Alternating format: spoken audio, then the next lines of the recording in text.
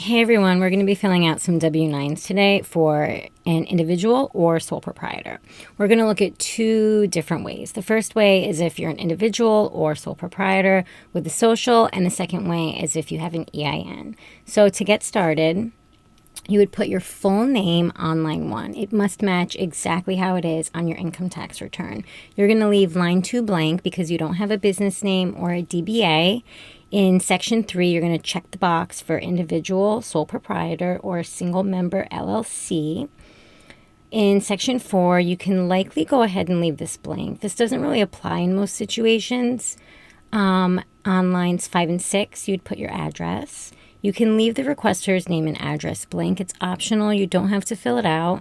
And then on line 7, if there's any account numbers that are associated with the reason why you're filling out this form, like for a bank account, you'd go ahead and put that here.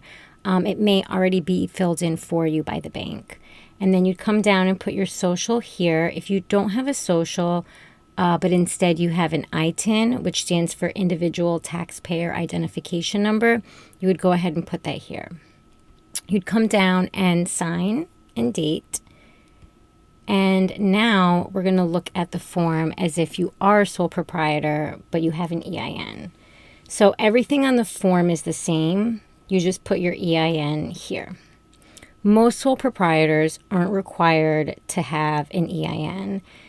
One of the reasons why they would need to get one is if they have employees, which is why it's called an employer identification number. Even if you don't have employees, I still recommend using an EIN as a sole proprietor instead of your social, because limiting the exposure of having your social security number and personal information on forms out there in the world floating around is really in your best interest. Also, if you wanted to get a business bank account, most banks do require that you have an EIN.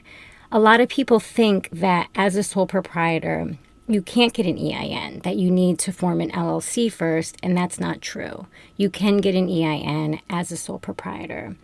And that's it. Again, you would sign and date and send off the form. Thanks for watching.